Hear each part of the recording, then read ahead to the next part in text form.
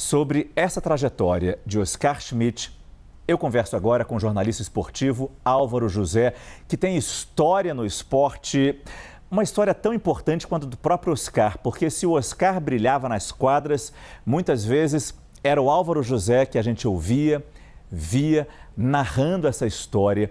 E aí, Álvaro, você que tem essa história na cobertura de Olimpíadas, eu pergunto se você consegue dar uma dimensão para a gente do tamanho que teve Oscar Schmidt. Boa noite e muito obrigado por estar com a gente aqui na CNN Brasil. Muito boa noite, Márcio. Boa noite a Ludmila. Na verdade, eu acompanhei o Oscar nas 5 Olimpíadas. Tive, inclusive, o privilégio de narrar na Coreia do Sul a partida dos 55 pontos do Oscar contra a Espanha. E parece, o tal Osmar de Oliveira estava de um lado, o Luciano do Vale do outro. Parece que eu narrei bem, porque acabei narrando a final e a vitória da União Soviética com base na Lituânia sobre a antiga Iugoslávia. O certo é o seguinte, Márcio, eu coloco muito o legado do Oscar, o tamanho do Oscar, em cima desse jogo dos Pan-Americanos de 1987 em Indianápolis. Ninguém quis transmitir, foi uma rede de televisão independente, porque na época as emissoras, se transmitissem, perderiam a Olimpíada de Seul em 88 e a Copa do Mundo de 90, e eu participei dessas transmissões ao lado do Osmar de Oliveira e também do Edivar Simões. Esse jogo 120-115, nós participamos, quando o Brasil estava perdendo por 64-42 para o time americano e o técnico Ari Vidal fez o sinal. Atirem de 3 pontos, bola de 3 pontos. E a bola de 3 pontos caiu, foram 10 arremessos de 3 pontos que a bola encontrou a cesta dos norte-americanos. 120-115. E aí, foi a vitória, a medalha de ouro? Não. Mudou a história do esporte, porque a partir daí, a ABA USA e também a Team USA passaram a considerar a presença de profissionais em Jogos Olímpicos. E uma curiosidade, na Olimpíada de 84, que o time norte-americano tinha Michael Jordan, Patrick Ewing e Chris Mullin como amadores, ninguém pensou, porque eles sapecaram contagens centenárias em todos os adversários.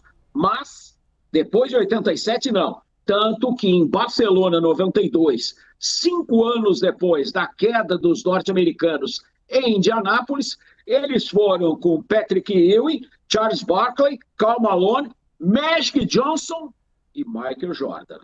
O time titular, o Dream Team titular, e enfrentou o Brasil. Quantos pontos o Oscar marcou contra o Dream Team lá em Barcelona? 24, sofrendo uma marcação severa, com os norte-americanos trocando a todo momento o marcador. E o técnico dos Estados Unidos, Chuck Daly, que levou o Detroit Pistons a 2 conquistas da NBA, calcado na defesa. Portanto, o tamanho do Oscar pode ser refletido aí. O Oscar e o Marcel, o resto do time não acompanhava. Mas isso era no mundo inteiro. A Iugoslávia tinha 3 grandes jogadores. A União Soviética tinha 3 também. Só os Estados Unidos tinham aquela fartura. E mesmo com a fartura, o Brasil conseguiu vencer um time que tinha Hack Chapman, em 87, Danny Manning, melhor calouro do ano, e o almirante David Robinson, que também estava no Dream Team como reserva do Patrick Ewing. É incrível ouvir a voz do Álvaro José e a gente vai relembrando, se a gente fecha os olhos, as narrações dessas partidas e só participando mesmo, estando lá em loco, ao vivo e trazendo essa força, essa vitalidade e essa história que você nos ajuda a relembrar nessas narrações desses jogos dos quais você participou. A nossa âncora de esportes, Ludmila Candal, tem uma pergunta para você, Álvaro. Ludi. Álvaro, boa noite para você. Obrigada por participar aqui com a gente do CNN Prime Time. Bem, o Márcio falou, é impossível ouvir sua voz e não lembrar desses momentos históricos. E a gente sabe que quem cobre esportes olímpicos, principalmente a época que o Oscar começou a despontar aí como um jogador do nível dele, a gente sabe da dificuldade que é a popularização, a popularidade desses esportes no Brasil. Como é que é difícil mesmo, né, num país que tem tanto apreço e tanto amor pelo futebol, fazer com que os brasileiros consigam torcer e se inspirar num jogador de basquete, e o Oscar foi muito responsável por isso. Queria que, junto com você, se a gente consegue definir o basquete brasileiro antes e depois da ascensão do Oscar? Como que ele representa? O que é que ele representa? Olha, antes nós tivemos um time bicampeão mundial de basquete. Mas sempre eu calco a NBA. Por sinal, eu entrei no ginásio lá na Arena, em Paris, com o Márcio Gomes, que ele acompanhou o Brasil nas quartas de final também contra os Estados Unidos.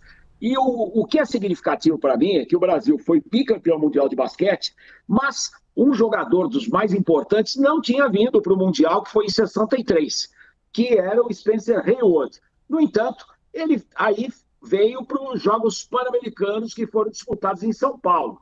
E aí vocês têm uma noção. O Spencer Haywood bateu a seleção brasileira campeã mundial. O time americano aí venceu o Brasil campeão do mundo no Brasil, só que em São Paulo. O Oscar, ele é super talentoso e ele representou um avanço no jogo. Qual que foi o avanço?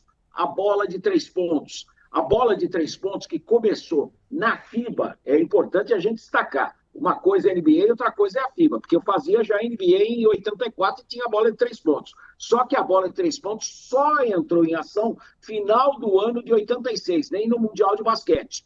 E por isso que o Brasil teve tal relevância. Ao mesmo tempo, existe um documentário excelente com o título A Revolução dos Três. Você tem o Steve Kerr como jogador e também como treinador do Golden State Warriors. Você tem o Stephen Curry falando e todos eles dizendo o que Marcelo e Oscar fizeram em 87 foi absolutamente impensável. E o que o Oscar fez também em 88, porque esse jogo contra a Espanha, que ele recebeu uma marcação, praticamente um box one, ou seja, os 4 marcando mais ou menos os outros jogadores, e ele com o jogador homem a homem em cima, e ele pegava a bola, arremessava, e a bola caía, e fez 55 pontos assim, é algo espantoso. Tão espantoso que, saindo de 92, indo para 96, os 3 jogadores com maior potencial defensivo do time norte-americano, que tinha Shaquille O'Neal e tinha o Hakeem Olajuwon, que foi medalha de ouro, jogando contra o Brasil, eles trocaram várias vezes a marcação. E o jogador que ficou mais tempo marcando o Oscar era o Grant Hill, que falou, esse cara é realmente impossível, porque o cara pega, eu estou marcando o olho dele, ele consegue botar a bola na cesta. E eu acho que esse é o grande legado do Oscar. 87...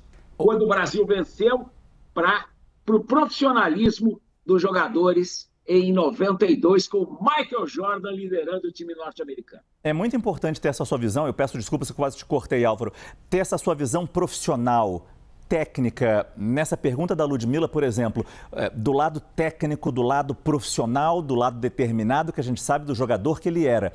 Mas eu pergunto do lado humano. Quando você entrevistava, quando você conversava e desligava a câmera, como era Oscar Schmidt? Quando acabava a entrevista, a luz apagava ali. Olha, eu tive um privilégio, né? Porque eu acompanhei o Sírio campeão mundial em 79. Aí vão falar, peraí, o Sírio campeão mundial de basquete batendo o Bosna Sarajevo da Iugoslávia, que era um esquadrão no ginásio Ibirapuera. E aí, as torcidas de futebol, isso eu coloco mais uma vez naquela pergunta anterior da Ludmila, as torcidas dos clubes de São Paulo, Corinthians, Palmeiras e São Paulo estavam apoiando o Sírio. No ginásio de Ibirapuera você não chegava, você tinha que parar o carro a 100 metros. E aí o Sírio conseguiu o título mundial. Eu tive o privilégio de entrar no alojamento onde estavam os jogadores do Sírio, conversei demais. O Marquinhos, o Marcel e o Oscar eram muito amigos meus, e o Oscar só contava piada, ele era muito divertido, é um cara sério na cobrança, mas era muito divertido. E eu cansei de ver no ginásio do Sírio, quando acabava os treinos do Sírio, ele ia fazer os arremessos, várias vezes não tinha gente para pegar a bola, quem o ajudava era a Cris, a esposa dele, a mulher dele, que o ajudava. Álvaro, e por que você estava vendo o Oscar lá no ginásio do Sírio? Porque o outro dia ia ter Brasil e Chile na Copa Davis de tênis. Então eu estava dando um tempo, porque iam colocar o tapete, para ver também a equipe do Brasil treinando com Coque e Kirmair contra o Hans Gildemeister. Então, eu tenho memória, né? Então, eu lembro de tudo e eu vejo o Oscar lá aquecendo e não deixando o pessoal botar o tapete na quadra do Sírio. Eu tenho memória, é maravilhoso. E que bom que você tem essa memória e compartilhou ela com a gente nessa lembrança a Oscar Schmidt, nesse momento. Claro que é triste, mas a gente precisa relembrar desses bons momentos e, naturalmente, esses bons momentos trazem sorriso na gente, que ameniza tanta dor, tanta tristeza. Álvaro José, jornalista esportivo, histórico. Agradeço muito sua participação no nosso CNN Prime Time. Muito obrigado e boa noite. Uma honra ter participado. Boa noite a todos. Muito obrigado.